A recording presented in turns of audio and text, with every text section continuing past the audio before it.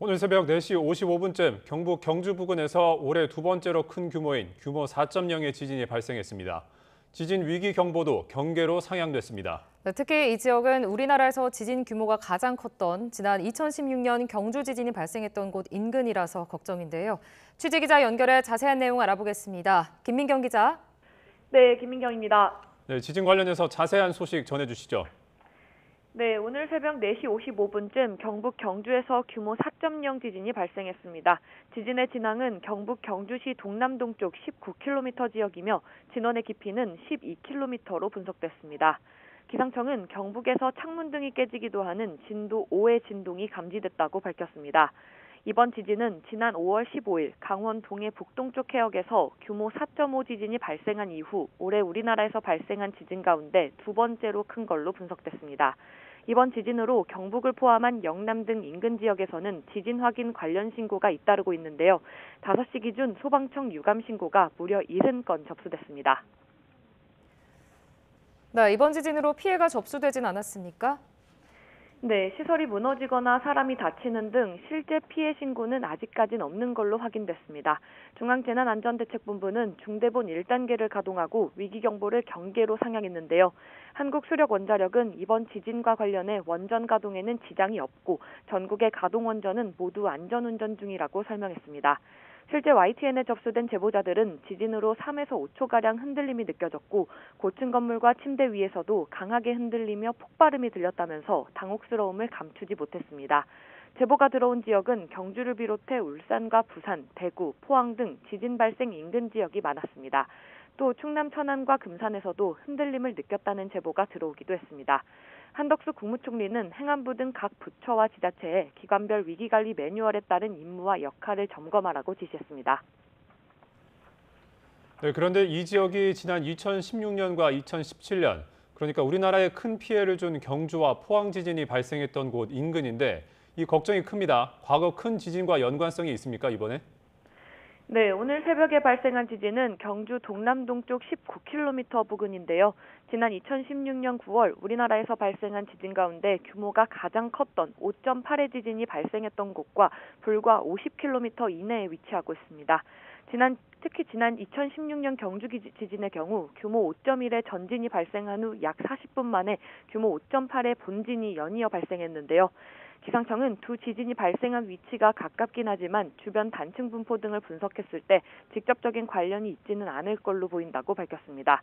지진이 발생한 이후 5시 50분을 기준으로 여진은 5회 관측됐는데요. 5회의 여진 기록 중 최대 규모는 1.5로 규모는 다소 작지만 이 지역이 우리나라에서 큰 지진이 몇 차례 발생했던 지역인 만큼 추가적인 피해가 발생할 가능성이 커 각별한 주의가 필요합니다. 네, 지진 발생 시의 대피 요령도 함께 짚어주시죠. 네, 우선 지진으로 건물이 흔들릴 때는 탁자 아래로 들어가 머리 등 몸을 보호해야 합니다.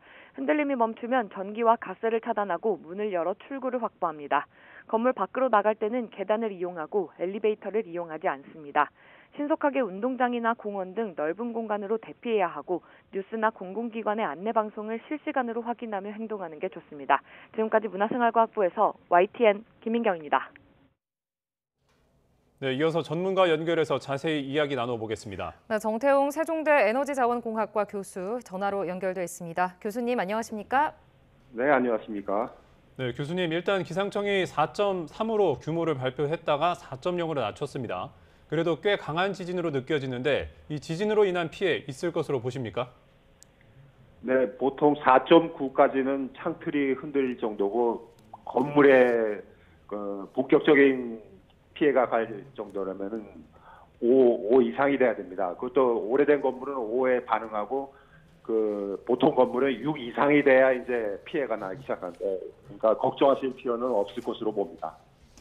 예, 교수님 이번 지진의 경우 좀 본진, 전진, 여진 중에 어떤 것으로 볼 수 있을까요? 보통 긴 단층 외국 일본의 경우 같은 데는 하루 이후에 전진 다음에 본진이 나고 그래서 구마모토 지진의 경우인데요. 우리나라의 경우는 지난 경주 지진이 한 50분 후에 비슷한 규모의 좀 큰 본진이 나고 그랬는데 이번 지진은 규모가 4인 걸로 보아서 그리고 1시간도 더 넘게 지진이 없는 것으로 보아서 4.0이 본질인 것 같습니다. 예. 네, 교수님, 이 규모 1.5의 여진이 5차례 정도 있었다라고 기상청에서 밝혔다고 하는데 추가로 여진이 더 이어질 가능성도 있다고 보십니까? 그러니까 4의 본질이면은 규모가 1 내지 2 이하의 여진이 계속되는데 그 4 정도의 작은 본진이면은 계속 그 여진은 나오겠지만은 아주 작은 여진이 계속될 것으로 보입니다.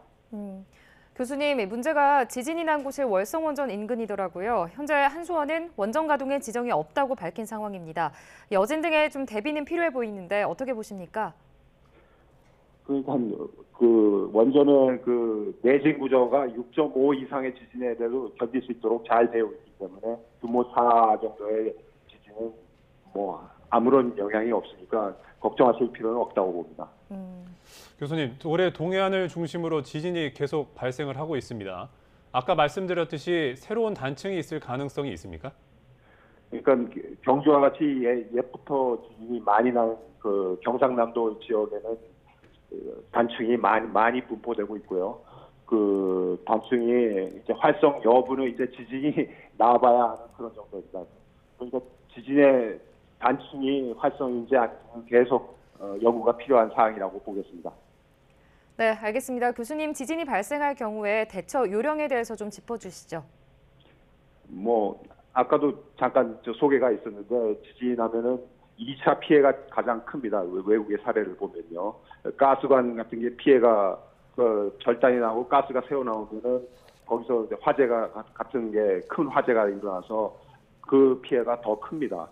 그 다음에 건물이 만약에 그 피해가 갈 정도면은 넓은 장소의 그 건물의 큰 방보다는 화장실이나 아주 광 같은 기둥이 많은 데 계셔야 그 건물의 붕괴에 의한 피해를 피하실 수 있습니다. 네, 알겠습니다. 지금까지 정태훈 교수와 함께했습니다. 교수님, 전화 감사합니다. 고맙습니다. 예, 감사합니다.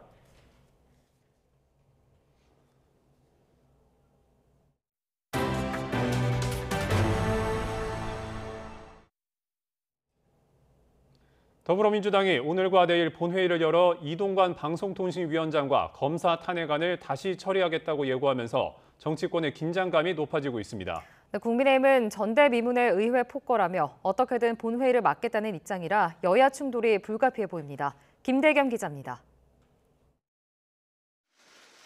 민주당은 애초 계획대로 오늘부터 이틀 동안 본회의를 개최해 이동관 방송통신위원장과 검사 2명의 탄핵안을 처리하겠다고 못 박았습니다. 지난 9일 국민의힘의 필리버스터 기습 철회로 본회의가 무산되면서 탄핵안을 거둬들인 지 3주 만에 재처리 방침을 굳힌 겁니다. 의장님께서는 내일 본회의를 열기로 했습니다. 국민의힘은 내일 본회의에 관련돼서 물리력 행사를 하거나 국회 선진화법을 위반하는 행태를 보여서는 결코 안 될 것입니다. 오늘 본회의에서 탄핵안이 보고되면 24시간 이후 72시간 이내 처리해야 하는 만큼 내일 본회의에서 표결에 붙이겠다는 게 민주당의 보관입니다. 과반 의석을 점한 만큼 회의가 열리기만 하면 탄핵안 통과가 가능할 것으로 보고 있습니다. 탄핵안이 국회 문턱을 넘으면 탄핵소추 의결서는 곧바로 헌재에 전달되고 헌재 판단 전까지 이 위원장과 검사들의 직무는 정지됩니다.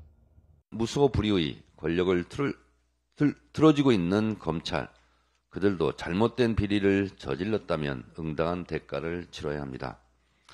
국민의힘은 거세게 반발하고 있습니다.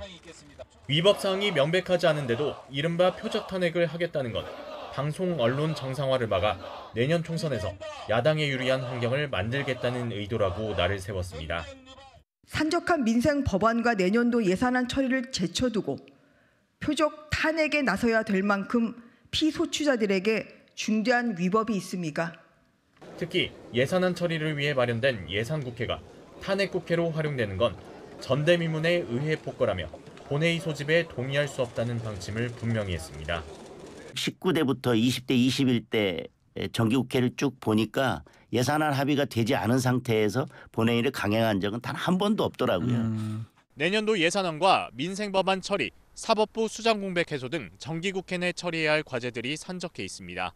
하지만 연말 탄핵 정국과 함께 쌍특검 법안 처리를 두고도 여야 대치가 가팔라지고 있어서 예산 협상마저 돌파구를 찾기 쉽지 않을 거란 전망이 나오고 있습니다. YTN 김대겸입니다. 윤석열 대통령이 이르면 오늘 대통령실 조직 개편과 함께 수석비서관 교체를 단행할 전망입니다. 대통령실은 우선 지난해 5월 출범하면서 없앴던 정책실을 신설해 현행 비서실장, 국가안보실장 2실장 체제에서 3실장 체제로 전환할 것으로 보입니다. 신임 정책실장에는 이관섭 국정기획수석이 유력한 것으로 알려졌습니다. 기존 국정기획수석실이 사라지고 경제수석실과 사회수석실이 정책실장 산하로 이동하면서 기존 6개 수석실을 담당하던 김대기 비서실장은 정무, 시민사회, 홍보 분야를 맡을 것으로 전해졌습니다. 문재인 정부 청와대 울산시장 선거 개입 의혹 사건 핵심 인물들이 1심에서 줄줄이 징역형을 선고받았습니다. 서울중앙지방법원은 기소 뒤 3년 10개월 만에 열린 울산시장 선거 개입 선고 공판에서 김기현 전 울산시장 수사를 청탁한 혐의를 받는 송철호 전 울산시장과 송병기 전 경제부시장에게 각각 징역 3년을 선고했습니다. 청탁을 전달받아 수사를 지휘한 당시 울산경찰청장 민주당 황운하 의원에게도 징역 3년이 선고됐습니다. 울산시장 선거 개입 수사는 특히 검찰과 문재인 정부가 갈등을 벌였던 대표적인 사건 가운데 하나로 꼽힙니다. 검찰의 전방위 수사 결과가 1심에서 상당 부분 인정되면서 문재인 정부 청와대의 도덕성에도 타격이 불가피해 보입니다. 송재인 기자입니다. 지난 2018년 6.13 지방선거를 석 달 앞둔 시기 울산경찰청은 당시 김기현 울산시장의 형제와 측근에 대한 대대적인 수사에 나섰습니다. 주변인의 비위 의혹이 일파만파 퍼지면서 김 전 시장은 결국 재선에 실패했습니다. 이후 검찰 단계에서는 모두 무혐의로 종결되면서 경찰이 선거철을 노려 기획수사를 벌인 것 아니냐는 의혹이 제기됐습니다. 2019년 말 자유한국당의 고발 사건을 넘겨받은 서울중앙지검은 신봉수 당시 2차장 검사의 지휘로 곧장 전방위 수사에 착수했습니다. 특히 문재인 정부 청와대의 하명 수사 의혹을 정조준하며 잇따라 압수수색에 나섰습니다. 당시 청와대의 의혹 일축에도 검찰은 수사 2달여 만에 백원우 전 청와대 민정비서관을 비롯한 13명을 무더기 기소했습니다. 바로 다음 날에는 임종석 전 대통령 비서실장까지 소환하며 윗선 추가 수사 의지를 분명히 했습니다. 울산에서 1년 8개월이나 덮어뒀던 사건을 서울중앙지검으로 이첩할 때 이미 분명한 목적을 가지고 기획되었다고 저는 확신합니다. 이후 추미애 전 법무부 장관이 이번 사건 재판부 불법 사찰 등을 이유로 윤석열 당시 검찰총장 징계에 나서면서 검찰과 정권 사이의 갈등은 더욱 격화했고 이진석 전 사회정책비서관 등 2명을 추가 기소하는 선에서 수사는 마무리됐습니다. 최초 기소 3년 10개월 만에 나온 법원의 판단은 검찰과 크게 다르지 않았습니다. 1심 재판부는 이번 사건을 대의 민주주의 근간인 선거제도와 국민 참정권을 위협한 중대범죄로 규정하면서 정치적 이익을 위해 공적 기능을 남용해서 선거에 개입하려 한 행위에 대해선 재발 방지를 위해 엄벌해야 한다고 강조했습니다. 특히 국민 전체를 위해 봉사해야 할 청와대 인사들이 오히려 공권력의 정점이라는 지위를 악용했다고 질타했습니다. 문재인 정부 청와대가 내걸었던 도덕성 흠결에 대한 비판을 피하기 어렵게 됐습니다. 헌정사상 유례가 없는 헌법 파괴, 정치 테러에 대하여 일부나마 실체가 밝혀진 것에 대해서는 다행이라고 생각합니다. 이번 1심 유죄 판단으로 앞서 증거 불충분 등의 이유로 기소를 피했던 임종석과 조국 등 청와대 윗선에 대해 검찰이 재수사에 나설지도 관심이 쏠립니다. YTN 송재인입니다. 법원이 오늘 더불어민주당 이재명 대표의 최측근인 김용 전 민주연구원 부원장의 불법 정치자금 수수 혐의에 대한 1심을 선고합니다. 서울중앙지방법원은 오늘 오후 2시 정치자금법 위반과 뇌물 혐의 등으로 기소된 김 전 부원장의 선고기를 엽니다. 김 전 부원장은 이 대표가 민주당 대선 예비 경선에 참여했던 2021년 4월부터 8월 사이 유동규 전 성남도시개발공사 기획본부장 등과 공모해 대장동 민간업자 남욱 변호사로부터 불법 정치자금 8억 4,700만 원을 수수한 혐의를 받습니다. 서울 연세대학교 캠퍼스에서 폭발물 의심 신고가 접수되며 학생들이 대피하는 소동이 벌어졌습니다. 경찰은 오늘 새벽 0시쯤 연세대학교 공학관에 폭발물이 담긴 택배가 배송됐다는 신고를 접수하고 건물을 폐쇄한 뒤 학생들을 대피시켰습니다. 경찰 특공대 폭발물 처리반이 건물 수색과 택배 물품 전수조사를 벌인 결과 특이사항은 없는 것으로 확인됐습니다. 어제 저녁 7시쯤 경기도 안성시 죽산면 칠장사에서 불이 나 자승스님이 입적했습니다. 대한불교 조계종 총무원장을 지낸 자승스님은 승려들이 거처하는 숙소인 요사체에서 숨진 채 발견됐습니다. 조계종 측은 자승스님이 입적한 것으로 확인됐다면서 종단 차원의 공식 부고는 오늘 오전 발표할 예정이라고 밝혔습니다. 두 차례나 총무원장을 지내며 대한불교 조계종의 실세로 꼽혀왔던 자승스님의 갑작스러운 입적에 불교계는 큰 충격을 받은 모습입니다. 고인은 은퇴 뒤에도 활발하게 포교 활동에 힘써왔고 한때 진보 성향의 명진 스님과는 갈등을 빚기도 했습니다. 이승윤 기자가 보도합니다. 지난 2009년 55살에 역대 최고 지지율로 대한불교 조계종 33대 총무원장으로 선출됐으며 2013년엔 연임에 성공한 자승스님. 총무원장 퇴직 뒤에도 서울 강남구 봉은사 회주를 맡아 왕성하게 활동하며 조계종의 실세로 꼽혀왔습니다. 고인은 1954년 강원도 춘천 출신으로 1972년 해인사로 출가해 1986년부터 총무원 교무국장으로 종단 일을 시작했습니다. 서울 관악산 연주암 주지였던 1994년부터 신도는 물론 등산객들에게 비빔밥 점심 공양을 제공하는 등 늘 열정적으로 불교 교세 확장을 위해 노력해왔습니다. 탈종교와 불자 감소, 신도 조직력 약화 등에 대해 모든 종도가 관심을 가지고 이 길을 함께 극복해 나가야 합니다. 활동이 활발했던 만큼 갈등도 있었습니다. 진보 성향의 명진 스님은 자승 스님이 자신의 승적 박탈을 이끌었다고 주장하기도 했고 불교계 일각에서는 자승 스님이 조계종의 최고 지도자인 종정이 되려고 한다는 의혹을 제기하기도 했습니다. 정확하지 못한 사실의 곡해로 종도들의 눈을 흐리는 것, 모든 시비를 진영 논리 안에서 전개하는 것은 모두 소모적인 것입니다. 한때 조용한 은퇴를 생각했지만 결국 활발한 포교 활동을 선택한 자승 스님. 퇴임 후에, 은퇴 후에 종단에 얽매이면서 이렇게 살아온 여러 가지 힘들었던 이러한 것을 좀 여과시키고 어쨌든 정진하고 기도하는 이러한 평범한 대중으로 갈 생각입니다. 갑작스러운 입적 소식에 불교계는 아직도 믿기지 않는다며 상당히 큰 충격에 휩싸인 모습입니다. YTN 이승윤입니다. 경기도에 있는 한 중학교에서 남학생 무리가 여학생 1명을 성희롱하고 성추행했다는 신고가 접수돼 경찰이 수사에 나섰습니다. 자신들이 괴롭히던 동급생을 피해 여학생이 도왔다는 이유였는데 이들은 단체 대화방에서 피해 여학생을 성폭행하겠다는 말까지 서슴지 않았습니다. 안동준 기자의 단독 보도입니다. 중학생 딸을 둔 A씨는 얼마 전 자녀에게 충격적인 이야기를 들었습니다.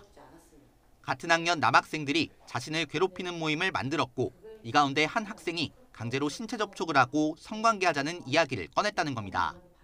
친한 친구가 해당 남학생 무리에게 폭행을 당하자 이들에게 누가 그랬느냐며 따져 물었던 게 화근이었습니다. 몸으로 막아서 욕하고 이제 못 때리게 하고 이제 그랬는데 그게 나댄다고. 네, 그래서 타겟이 저희 아이로 온 거예요. 곧바로 학교에 이런 상황을 알리고 아이를 학교에 보내지 않았지만 상황은 더 심각해졌습니다. 남학생 무리가 있는 단체 대화방에서 A씨 딸을 성폭행하겠다는 말이 오간 것을 알게 된 겁니다. 이들은 수면제를 먹이고 성폭행하겠다, 문제가 되면 홈스쿨링을 하겠다는 등 끔찍한 말을 SNS에서 서슴지 않고 주고받았습니다. 학교 측은 해당 발언을 한 남학생을 일주일간 등교 정지시키기로 했지만 이런 결정을 내린 건 피해 사실을 처음 인지한 지 닷새가 지나서였습니다. 이후 A씨 딸은 다시 학교에 갔지만 당시 대화에 동조했던 다른 남학생들과 마주쳐야 했습니다. 정말 힘들다 하면 전학을 그때는 가겠지만 지금은 아니라 그 아이들이 분리조치가 된 상태에서 아이가 좀 더 여기 있기를 바라죠. 학교 측은 최초 피해 사실을 접수했을 당시에는 즉시 분리조치할 사안이 아니라고 판단했다고 해명했습니다. 또 이미 등교 정지된 남학생 외에 대화에 동조한 학생 3명에 대해서도 다음날 등교 정지 조치했다고 덧붙였습니다. 학교로부터 신고를 접수한 경찰은 기초 사실에 대한 조사를 마친 뒤 사건을 지방청으로 넘겨 수사를 이어갈 방침입니다. YTN 안동준입니다. 이스라엘과 하마스 간의 휴전이 이틀 또는 나흘 연장될 수 있다는 보도가 잇따라 나왔습니다. 미국은 휴전 연장을 위해 국무장관을 또 이스라엘에 보내기로 했는데 이스라엘은 부정적인 반응입니다. 신웅진 기자입니다. 지난 24일 시작된 나흘간의 휴전은 양측의 합의로 이틀 늘어났습니다. 이마저도 현지 시간 30일 오전 7시로 끝날 예정인 가운데 또 한 번 연장이 거론되고 있습니다. 로이터 통신은 이틀 더 가능하다고 보도했습니다. 2명의 이집트 보안 소식통을 인용해 하마스가 억류하고 있는 민간인 인질수를 아직 파악 중이라며 이같이 전했습니다. 소식통들은 민간인 인질 석방을 위한 협상은 원활하지만 하마스에 억류된 이스라엘 군인의 석방 문제가 걸림돌이 되고 있다는 것입니다. AFP 통신은 하마스와 가까운 한 소식통을 인용해 하마스는 추가로 4일 연장할 용의가 있으며 기존의 조건에 따라 이스라엘 인질과 팔레스타인 수감자를 맞교환할 수 있다고 알려왔다고 보도했습니다. 카타르, 이집트 등 주변국들이 휴전 연장을 중재 중인데 미국은 토니 블링컨 국무장관을 또 이스라엘로 보냅니다. 지난달 7일 전쟁 발발 이후 세 번째입니다. We'd like to see the pause extended because what it has enabled, first and foremost, is hostages being released, coming home, being reunited with their families. 안토니우 구테우스 유엔 사무총장은 유엔 안전보장이사회 회의에서 휴전 연장을 위한 치열한 협상이 진행 중이라고 밝혔습니다. 안보리 순회 의장국을 맡은 중국은 가자 지구의 교전이 재개되면 지역 전체를 집어삼키는 재앙으로 이어질 가능성이 크다라며 포괄적인 휴전을 촉구했습니다.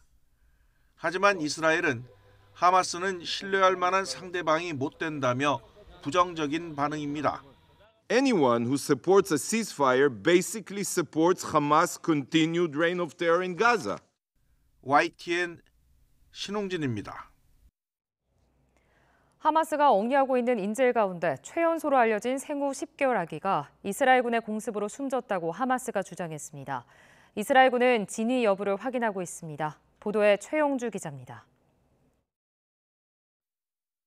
생후 10개월 된 아기 크피르 비바스가 엄마의 품에 안겨 환하게 웃고 있습니다. 하마스에 납치되기 전 단란한 한때를 보내던 모자의 사진입니다.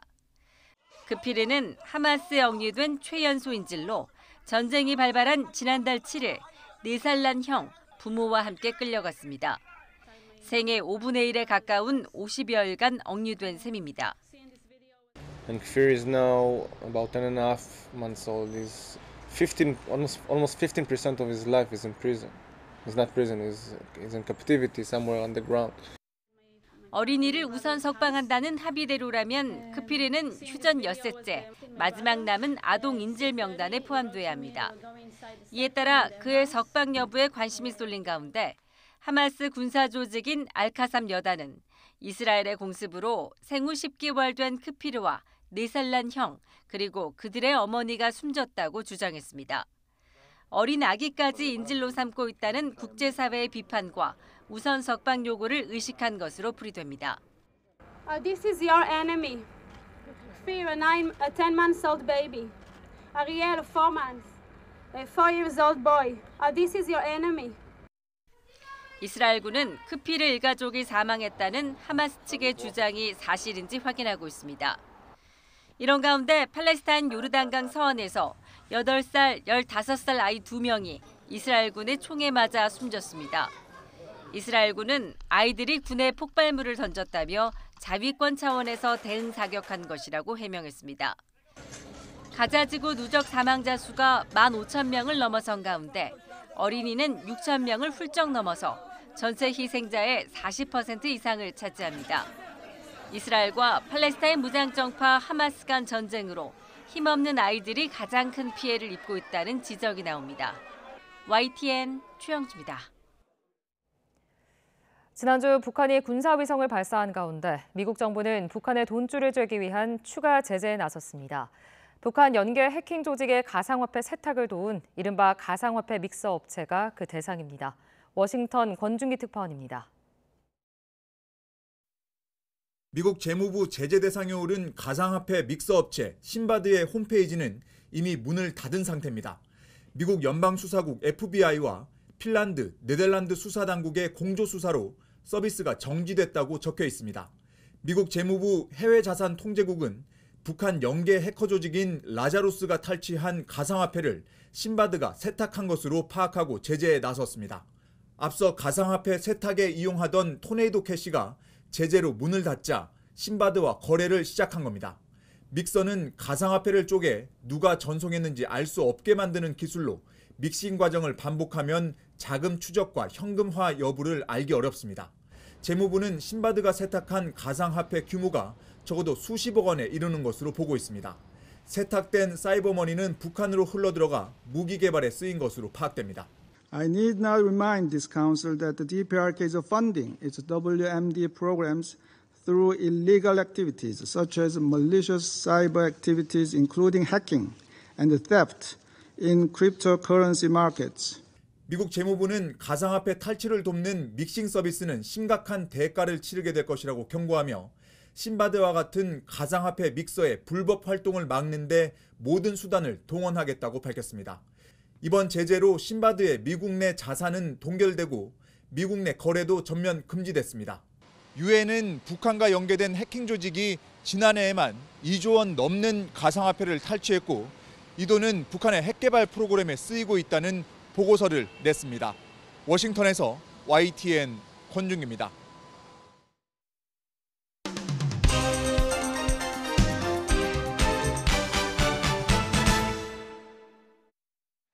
11월 30일 목요일입니다. 굿모닝 브리핑 시작합니다. 오늘은 결혼 관련 기사들 먼저 보겠습니다. 조선일보를 보면 인구가 무너지고 있다라는 문장으로 시작하는 기사가 있습니다. 이 내용을 요약해 보면 혼인 건수가 줄어들면서 출생아 감소가 가속화한다는 내용입니다. 올 9월 혼인 건수는 총 12,900여 건으로 1981년 통계 작성 이후 모든 달을 통틀어 역대 최저치까지 떨어졌습니다. 분기로 잘라서 나눠봤을 때에도 올해 3분기가 분기 기준 역대 최저치였습니다. 결혼식을 치르기 어려웠던 지난 코로나 팬데믹 시기보다도 더 줄어든 혼인 건수를 보면서 결혼 빙하기라는 말까지 나오고 있습니다. 한편 경향신문을 보면 다문화 혼인 건수가 급증했다는 기사가 실려 있었는데요.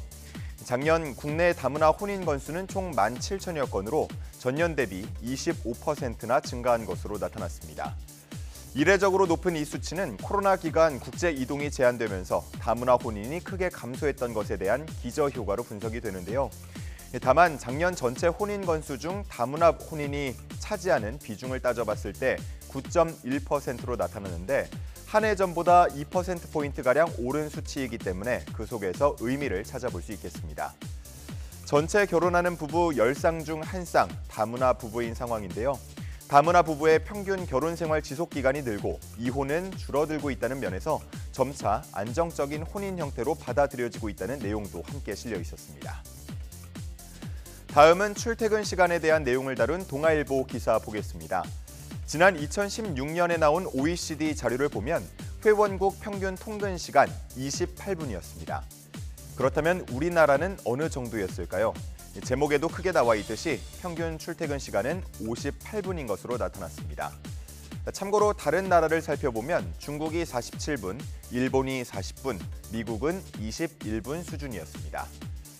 또 올해 발표된 국토교통부 자료를 보면 전국 대도시권에서 광역지자체를 오가는 경우 평균 출근 시간이 56.5분, 퇴근 시간은 59.4분 소요된 것으로 나타났는데요. 이 둘을 합치면 약 116분, 거의 2시간에 가깝습니다. 이렇다 보니 통근 시간만 줄일 수 있다면 월 수십만 원의 비용을 지불할 의사가 있다는 연구 결과도 나오는데요. 경기도민들의 경우 평균 30분을 줄일 수만 있다면 월 33만 원 정도 지불할 수 있다는 응답을 했다고 합니다. 한편 전문가들은 출퇴근 시간 자체를 줄이는 것만큼 중요한 게 출퇴근의 혼잡도를 줄이는 거라고 말하고 있고요. 신도시를 건설할 때 교통망 구축에 선제적으로 예산을 지출할 수 있도록 해야 한다고 지적하고 있었습니다. 다음은 경향신문 기사 보겠습니다.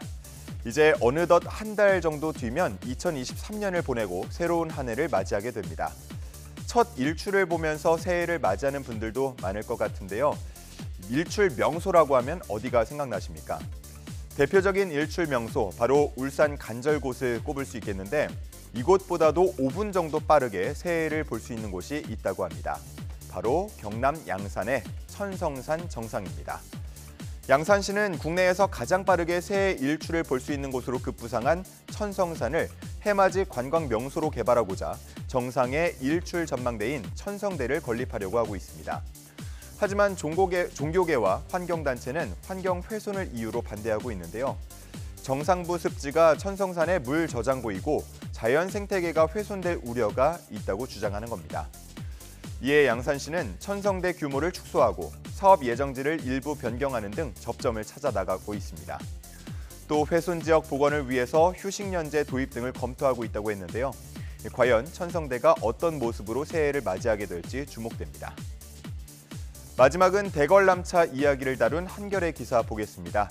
지금 사진 하나가 눈에 띄는데요. 그 사진 속에는 대관람차가 하나 보이고요. 그 앞에 사람도 한 명 서 있습니다. 충남 당진에 있는 삽교호 대관람차의 모습인데요. 최근 MZ세대를 중심으로 사진 찍기 좋은 인기 관광지가 됐다고 합니다. 이렇게 대관람차가 인기를 끌자 다른 지자체들에서도 설치 붐이 일고 있는데요. 충남 보령시, 충북 제천시, 세종시, 대구 달성군, 경북 영덕군, 또 강원 춘천시 등이 수백억 원을 들여서 대관람차를 만들기 위해서 계획을 세우고 있습니다. 하지만 일각에서는 대관람차의 경제성을 우려하는 목소리가 나오고 있는데요. 지금도 전국에 크고 작은 30여 개의 대관람차가 있지만 제대로 수익을 내는 곳은 그리 많지 않다는 겁니다.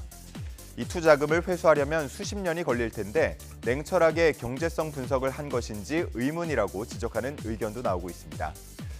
그러면서 2010년대 전국 각지에 들어선 출렁다리와 비교하기도 하는데요. 묻지마식 대관람차 설치가 제2의 출렁다리, 제2의 케이블카가 될 수 있다면서 자칫 흉물이 될 수 있다고도 전하고 있습니다. 11월 30일 아침 신문 살펴봤습니다. 지금까지 굿모닝 브리핑이었습니다.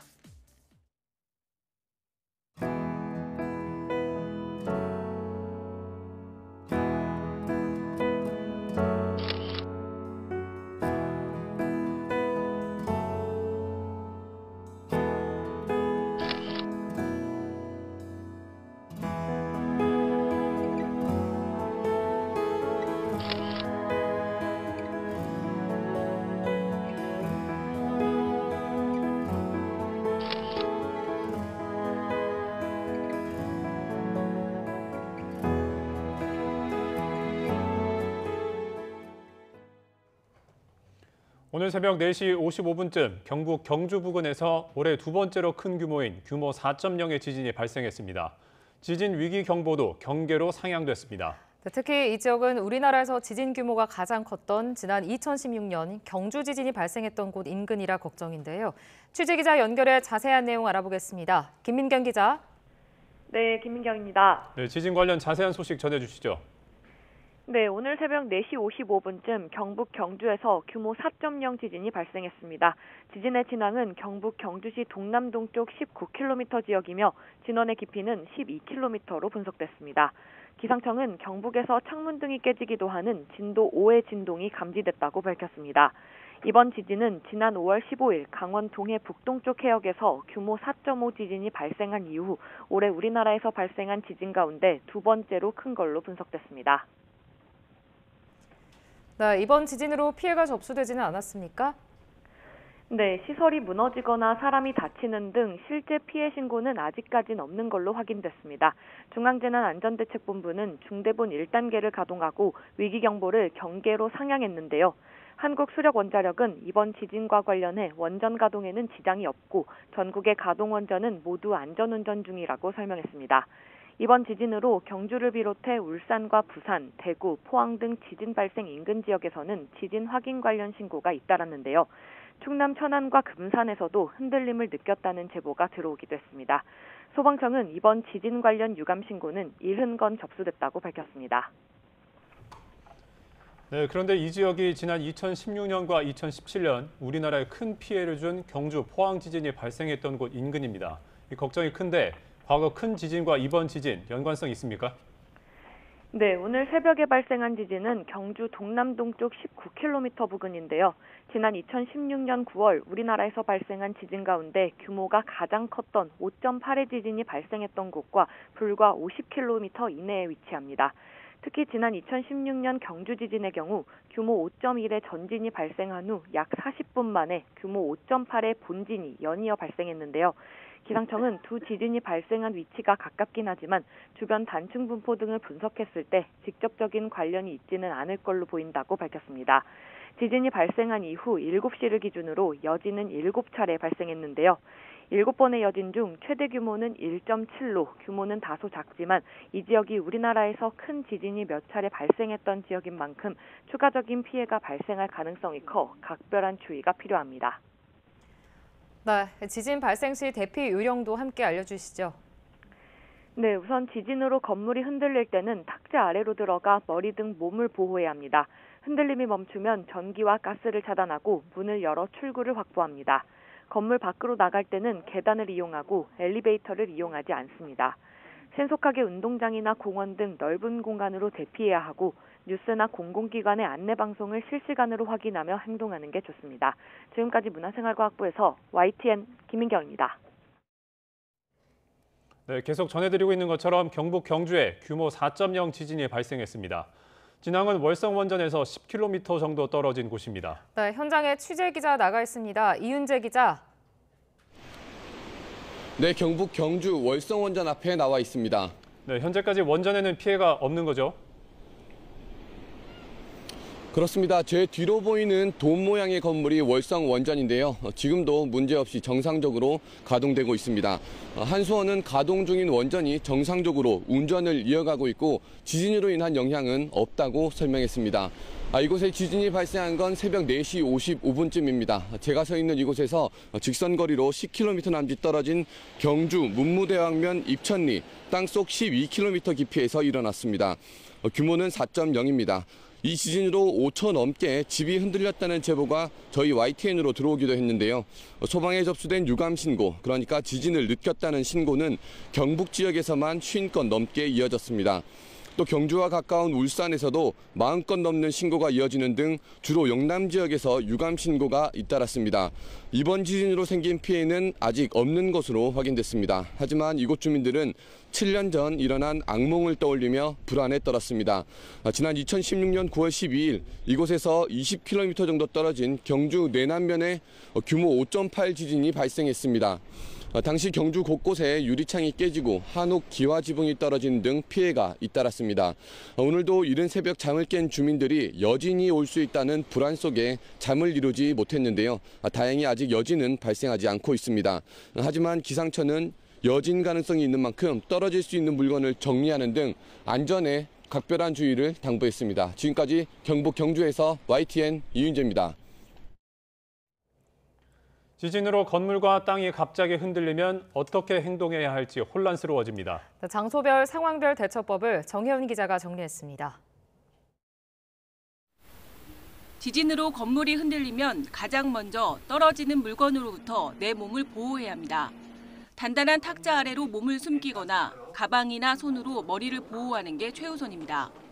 진동이 멈추면 신속하게 야외로 대피해야 하는데 그 전에 집의 전기와 가스를 차단하고 문을 열어놔야 합니다. 폭발로 인한 2차 피해가 발생할 수 있기 때문입니다. 엘리베이터는 지진에 의해 줄이 끊어지거나 멈출 위험성이 있습니다. 따라서 대피 시에는 엘리베이터를 타지 말고 계단으로 이동하는 게 좋습니다. 만일 엘리베이터 내에서 지진을 만난다면 모든 층의 버튼을 눌러 가장 먼저 열리는 층에서 내린 뒤 계단을 이용하는 게 좋습니다. 전철을 타고 있다면 손잡이나 기둥을 잡아 넘어지지 않도록 하는 게 우선입니다. 이후 전철이 멈추면 침착하게 승무원의 안내에 따라 행동해야 합니다. 운전 중이라면 먼저 비상등을 켜고 속도를 줄인 뒤 도로 오른쪽에 차를 세웁니다. 이후 라디오를 켜고 재난방송을 찾아 정보를 확인한 뒤 차키를 꽂아놓고 대피합니다. 산에서는 산사태나 절벽 붕괴 등을 유의하며 평지로 이동합니다. 해저 지진이 일어나 지진 해일특보가 발령되면 해안가에서는 신속하게 높은 곳으로 대피해야 합니다. YTN 정혜윤입니다.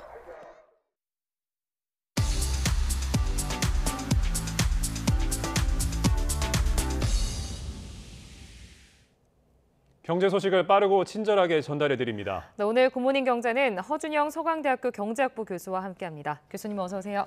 안녕하세요.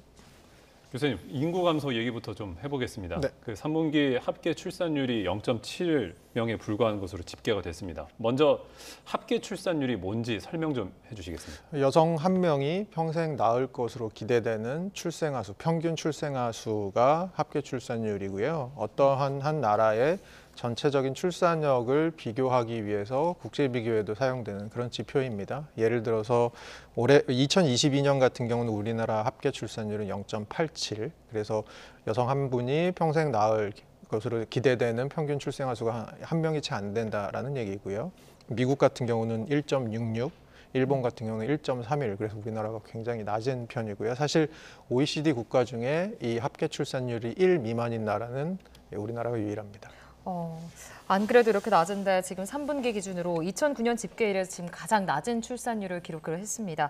통상 연말로 갈수록 출생아 수가 좀 줄어드는 흐름을 고려했을 때 뭐 4분기 아예 뭐 더 떨어질 0.6명으로 떨어질 것이다 이런 가능성도 있지 않습니까? 그러니까 지금 말씀하신 대로 이제 연말로 갈수록 출산율이 좀 떨어지는데요. 여러 이유가 있을 텐데 뭐 가장 큰 가설 중에 하나가 아무래도 우리나라에서는 교육을 굉장히 중요하게 생각하는데 아무래도 아이들은 한 개월 한 개월의 발달 차이가 굉장히 크지 않습니까? 아무래도 그렇다 보니까 조금 아이를 연초에 좀 학교에 보내고 싶어하는 동기가 좀 강하지 않은가. 그래서 출산 계획 같은 것을 그렇게 맞춰서 하는 부분이 좀 크지 않은가라는 부분이 좀 있는 것 같고요. 그래서 지금 올해 보면 1분기는 0.81이었고 2분기, 3분기 지금 0.7, 0.7을 찍고 있습니다. 만약에 이게 4분기에 0.6이 되면 올해 평균을 내보면 한 0.7 정도로 평균이 내려갑니다. 그럼 작년에 0.87이었으니까 0.87도 굉장히 낮은 숫자라고 했는데 이것이 0.7이 된다. 그러면 사실은 점점 속도가 가팔라진다로 볼 수 있는 것 같고요. 한편에서는 보통 이제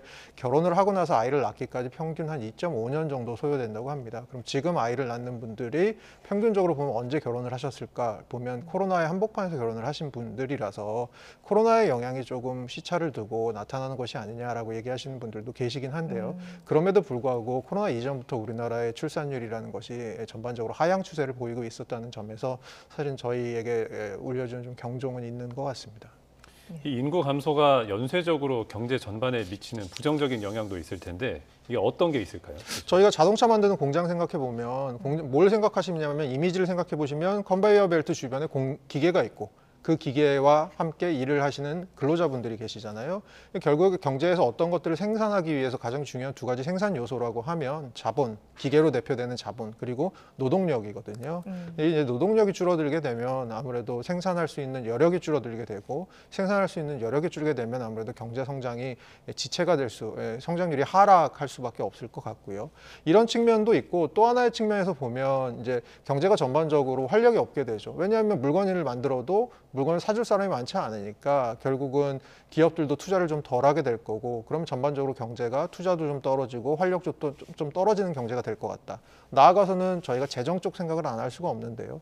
연금 이런 것들은 결국은 이제 젊은 세대가 은퇴한 노령 세대 사이에서 서로 이렇게 계약 관계를 맺는 것들을 우리가 연금으로 볼 수 있을 텐데 그런 연금이라는 것도 결국은 얼마나 많은 젊은 세대가 생산 가능한 젊은 세대가 지금 버텨주느냐의 문제가 있을 것 같습니다. 근데 그런 부분들에 있어서 연금 같은 이슈들도 굉장히 지금 앞날이 좀 위태로워 보이는 상황이죠. 또 부모 급여를 지급한다던가 뭐 돌봄 서비스를 확대한다던가 이렇게 인구 감소를 좀 극복하기 위한 여러 가지 대책이 나왔지만 사실상 효과는 좀 없었다고 볼 수 있을 것 같아요. 이유는 뭐라고 보세요? 이게 종합적인 아주 사회 여러 부분들이랑 관련을 맺고 있는 것들이라 그런 것 같습니다. 예를 들어서 그런 거죠. 아이를 내가 낳으려고 해보니까 집이 조금 있으면 좋을 것 같은데 안정된 집에서 아이를 낳고 싶은데 집이 비싸.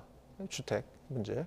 그다음에 집이 왜 비싼가 생각했더니 나의 소득에 비해서 되게 비싸. 좋은 일자리 문제. 이건 그리고 산업구조의 문제랑 관련이 있고요. 그다음에 아이를 낳고 나서 생각해 보니까 아이를 교육시켜서 뭔가 훌륭한 사람으로 만들고 싶은데 이 교육 비용도 만만치 않아. 교육의 문제. 모든 것들이 지금 맞물려 있는 것 같습니다. 사실은 어떤 한 분야의 한 처방으로 되는 문제가 아니고 전반적인 사회 구조, 경제 구조에 대한 문제인 것 같기도 하고요.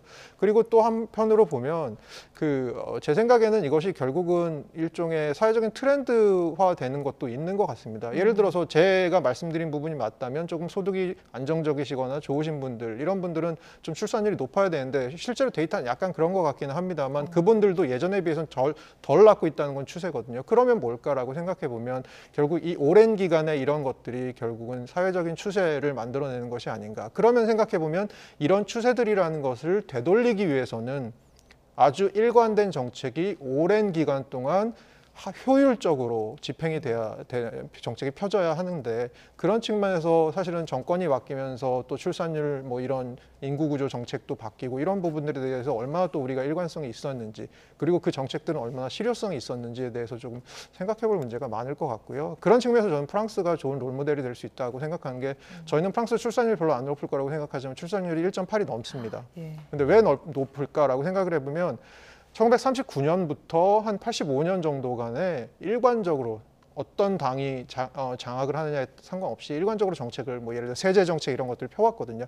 오랜 시간이 걸리는 겁니다. 그래서 오랜 시간 동안 일관적인 정책을 펴는 것이 굉장히 중요하다고 생각합니다. 알겠습니다. 이 참 마음이 무거워지지 않을 수가 없는데 이제 다음 주제로 좀 넘어가 보겠습니다. 이 말도 많고 탈도 많은 게 종합부동산세입니다. 근데 이제 종합부동산세가 이 종부세 대상자가 120만 명에서 41만 명으로 줄었어요. 이게 대상자가 대폭 줄어든 거잖아요. 어떻게 된 겁니까? 이게 대상자를 어떻게 산정하느냐에 따라 이제 결정이 되는 건데요. 대상자는 저희가 시세라는 가격이 있으면 시세에다가 일정 비율을 곱해갖고 이제 공시 가격이라는 걸 만듭니다. 뭐 주택도 그렇고 토지도 그렇고요. 그럼 이제 공시 가격을 적용해 놓고 거기다가 공제 같은 것들을 다 빼고 나서 이 공시 가격에다가 공제를 제한 것에 해당하는 사람, 즉 과세를 할 사람이 얼마나 될까를 판단한 다음에 거기다 세율을 먹여서 과세를 하는 건데요. 그런 측면에서는 작년에서 올해 넘어오면서 이제 공제 비율 같은 게 굉장히 는 게 하나가 있고요. 또 하나는 어쨌든 공시 가격이라는 것도 시세에 연동돼서 반응하는 건데 작년에서 올해 오면서 이제 부동산 가격이 좀 빠진 부분, 작년에 특히 많이 빠진 부분이 있지 않습니까? 그런 부분이 반영이 돼서 작년 대비 거의 이제 3분의 1로 줄어든, 그러니까 이 종부세를 내셔야 되는 대상자분들이 그렇게 줄어든 것으로 보입니다. 네, 이 납부 대상이 감소하면서 당연히 세액도 줄어들 수밖에 없는데 이 부분에 대해서 좀 우려되는 상황 아닙니까? 아무래도 올해 지금 추산에 따라 다른데 정부 추산 한 59조 아니면 국회 예산정책처 추산 60조 정도 지금 한 60조 정도의 세수 결손이 일어날 거라고 생각하는데요. 세수 결손이라는 게 결국은 올 초에 정부가 계획했던 것보다 세수가 한 60조 정도 덜 거칠 거라고 보는 건데요. 지금 여기 종부세가 줄어드는 게 올해 한 1조 5천인데 이 중에 한 1조 정도는 정부가 예상했던 것보다 더 많이 줄어드는 부분인 것 같습니다. 그래서 세수 결손에 한 1조 정도의 어떤 기여, 안 좋은 쪽에 기여를 하게 될 것 같고요. 문제는 이제 내년인데 내년도 이제 세수 측면에서는 좀 힘든 한 해가 될 것 같습니다. 그런 측면 측면에서 내년에 부동산 가격이 어떻게 될지, 거기에 따라서 또 이 세금 같은 것들이 얼마나 거칠지, 물론 부동산 가격이 올라서 좋으신 분들도 있고 떨어져서 좋으신 분들도 있지만 뭐 여러 가지 관점에서 봤을 때 세수의 관점에서 보면 이제 부동산 가격이 급격하게 하락할 때 세수가 너무 급감하는 부분이 생길 텐데 종부세 부분도 아마 그 중에 하나가 되지 않을까라고 생각하고 있습니다. 네, 또 다른 소식도 좀 알아보죠. 오늘 한국은행 금융통화위원회 회의가 열리지 않습니까? 이제 7차례 연속 기준금리 동결이 유력하게 점쳐지고 있는데 이 배경이 어떤 걸까요, 교수님? 그러니까 기존에도 계속 있었던 건 그 7차례 동결을 6차례 동결을 하는 과정에서도 계속 있었던 건 올려야 될 이유와 내려야 될 이유가 너무나도 팽팽했기 때문입니다. 그러니까 결국 올리지도 않고 내리지도 않았던 건데 내려야 될 이유는 우리나라 경제가 올해 그렇게 굉장히 고전하고 있는 건 경기 상황만 보면 내리는 게 맞을 것 같은데 못 내리고 있는 건 올려야 될 이유들 때문이었습니다. 그중에 가장 큰 게 환율이 그동안 굉장히 높았었고요. 그러니까 원화가 굉장히 약세였었고요. 그리고 또 물가도 최근 들어서 7월에 2.3% 소비자 물가 상승률 저점을 찍고 나서 최근에 3.8까지 다시 올라왔습니다. 물가도 올라갔고요. 그리고 가계부채도 최근 들어서 약간 올라가는 측면이 있었지 않습니까? 그런 측면에서는 사실 금리를 올려도 이상하지 않을 결정이었습니다. 그러면 결국 제가 말씀드린 대로 올려야 될 결정 요인과 내려야 될 결정 요인이 많았던 건데 이 중에 바뀐 요인이라고 보면 제가 보기엔 최근에 미국의 금리 인상 기조가 좀 끝나간다라는 것 때문에 미국의 국채 금리가 좀 안정되는 부분이 하나 있고 그것 때문에 이제 환율이 조금 안정되는 부분이 하나 있습니다. 그럼 환율 측면에서의 걱정은 좀 덜었는데 나머지 부분들에 대해서 걱정은 그럼 사라졌냐? 여전히 남아 있습니다. 그런 측면에서는 사실 금리를 인하하기도 힘든 상황이라고 보여집니다. 네, 알겠습니다. 끝으로 해외 증시 상황도 좀 짚어주시죠. 네, 혼조세였고요. 그리고 미국 3분기 GDP가 생각보다 잘 나왔습니다. 그래서 이게 속보치가 4.9가 나왔는데 이걸 한 번 수정하고 또 한 번 수정하는데 한 번 수정한 게 지금 5.2%로 시장 예상치도 뛰어넘고 굉장히 잘 나왔습니다. 그런 측면에서는 연준이 생각보다 가속 페달을 쉽게 발을 떼지 않을 것 같은데라는 생각을 좀 할 것 같고요. 그런 측면에서는 좀 시장의 상승 모멘텀을 좀 잡아채는 부분도 있을 것 같은데 한편으로는 연준의 금리 인상 기조가 그럼에도 불구하고 거의 막바지에 다다랐다는 것은 여전히 시장에 좀 활기로 남아 있는 것 같습니다. 네, 알겠습니다. 오늘 굿모닝 경제는 여기까지 듣겠습니다. 지금까지 허준영 교수와 함께했습니다. 교수님 감사합니다. 고맙습니다. 11월의 마지막 날인 오늘 북극발 한파가 절정에 달했습니다. 어제 아침도 공기가 차가웠는데 오늘은 칼바람이 더 매섭게 느껴지는데요. 현재 서울 기온은 영하 7.1도로 어제 아침보다 3도가량 낮고요. 체감 온도는 영하 12.6도까지 곤두박질했습니다. 낮에도 종일 영하권 추위가 이어지겠습니다. 오늘 출근길에는 따뜻한 겉옷과 함께 목도리와 장갑 등 보온 용품도 꼭 챙겨주시기 바랍니다. 오늘 전국에서 가장 추운 지역은 강원도 고성 향로봉입니다. 비공식 기록으로 기온이 영하 17.9도까지 떨어졌고요. 대관령은 영하 13.2도, 춘천은 영하 8.3도, 대전 영하 5.8도로 어제보다 3에서 6도 낮았습니다.